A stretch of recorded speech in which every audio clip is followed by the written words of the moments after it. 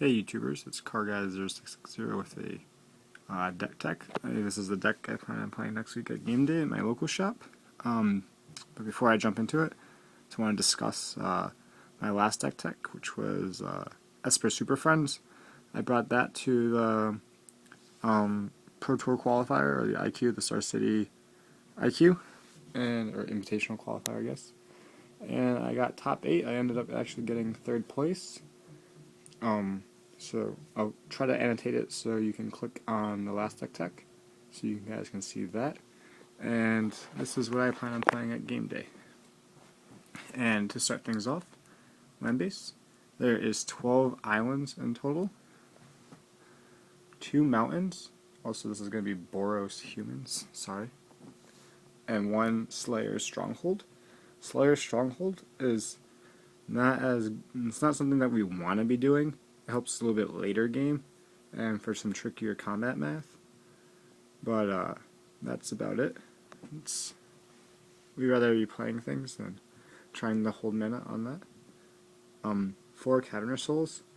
Everything in the deck besides like 2, 5, any creature in the deck is a human. There's like about 5 or so cards, maybe 8 in total that aren't humans. So counter souls it also can tap for colorless if we're playing our non-human spells, and it can tap for red. And then 4 clifftop retreats, I guess, red source. So we have 10 total ways of getting red between the 2 mountains, their caverns, and their clifftop retreats. For the 1-drops, 4 Champion of the Parish. He's ideally what we want to be seeing in our opening hand as our turn 1 play. Or a Doom Traveler. Champion puts on the pressure a little bit earlier, but Doom Traveler is still pretty good as well. So we go turn 1 Champion, turn 2 Doom Traveler. Not bad, but one of my more favorite plays is turn 1, if we're on the play of course, turn 1 Champion, pass, hopefully they don't play anything, or like a bird or maybe, a land world. Then we go on turn 2, land, champion, swing, and then drop Stormblood Berserker with Bloodthirst. Now he becomes a 3/3, and our champion is now a 2/2. So we have 5 power on board, and Stormblood Berserker cannot be blocked unless by 2 or more. So that's always pretty fun. Logocathar. This version of my deck that I built is towards recovering better from board clears and from removal. So we have 3 Cathars and 3 Doom Travelers. The reason why we're not playing 4 is because I'm not really roguing it, but trying to play with Stormblood Berserker. I feel that he's pretty powerful. 4 Honor the Peers. Pretty self-explanatory. Most of our things are going to be white minus 5 creatures in the deck. Yes, 5. And with maybe 6 with the sideboard. Moving on, there's still a lot of 2-drops in the deck. This is another good thing with Champion. If we can get Champion to gather townsfolk, it's a very fine play as well. That gets us a 3/3 Champion and 2/1/1, so 5 power on board by turn 2 if we're on the play. So that's always very fun. A lot of times if I have Champion, Berserker, and Gather in the same hand, I'll wait, I'll play Champion, then play Gather, swing for 3, and then the next turn try to swing in and squeak some damage, and drop a Berserker Bloodthirst.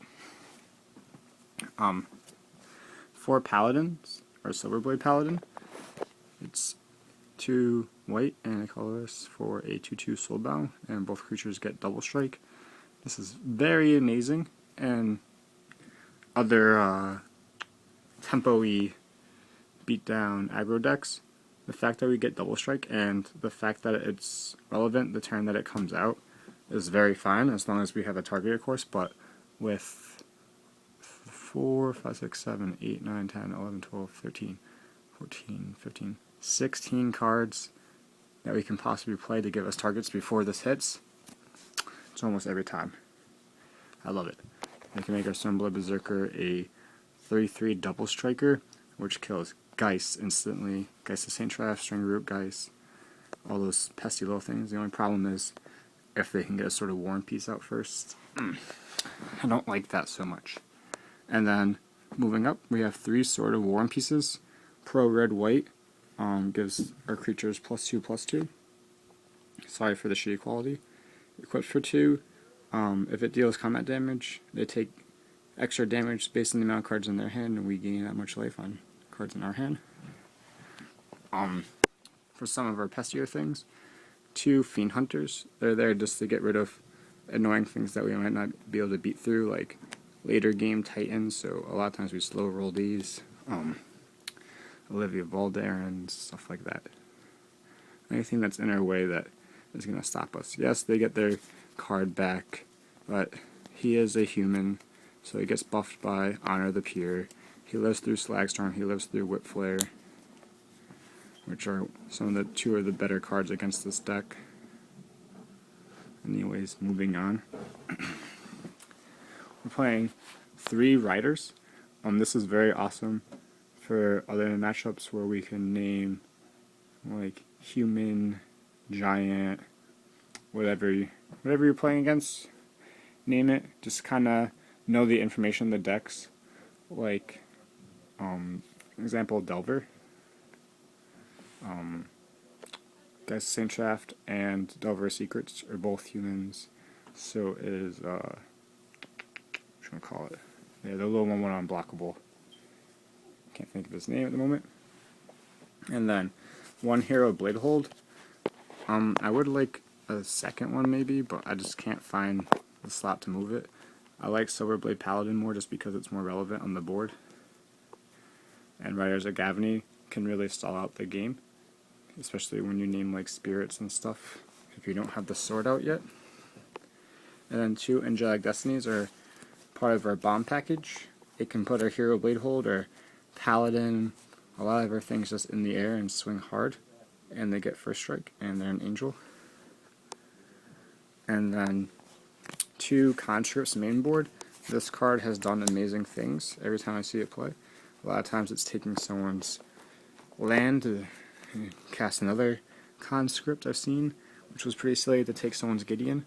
So they had 2 Conscripts and a Gideon out on their field ready to swing. One of the coolest things today, I saw my buddy Greg play Red Green Aggro, and he took someone's Venser, sacrificed it. It was up to the ability to get its ultimate, cracked it for its ultimate, and then he was playing Red Green Aggro, so now his land Were Elves and Birds of Paradise were now exiling cards as they were playing. This card is an amazing blowout. Reanimator. Take control of your Elishnorn. Thank you. Swing now for 5, plus the 4, and if you have an honor out, that's 5. So potentially 5 or more. That's just an amazing card. And this is at 8 minutes so far, so I'll go over the sideboard real quick, very fast. 2 Surgicals gets rid of things like String Root, Geist, and other annoying things that we don't like. And there's a lot more like reanimated type decks like Solar Flares making a comeback. 1 Ratchet Bomb, it's there for token decks, and like even Delver. Crack it for 0, kill a Flip Delver or whatnot, or save it up for a Geist of Saint Shaft. Another Conscript, if they're playing like a Super Friends or Wolf on Ramp, very awesome, taking control of Titans. O-Rings, dealing with things that we can't deal with, that our Fiend Hunter can't. Another Fiend Hunter, this is more for the other aggro matchup, or green primarily, and a mirror match. 3 Thalias. This is very awesome against, like I said, red green aggro. Makes their green suns cost more, their swords cost more. First strike is very relevant in that matchup. And then 2 Divine Offerings to get rid of swords and other annoying things. Celestial Purge is there to exile big minis like Grave Titan, Gristlebrand, and Curse to Deathhold, which can really set this deck, slow it down. And we can also get rid of Titans and Conscripts. and whatever else. Thank you for watching.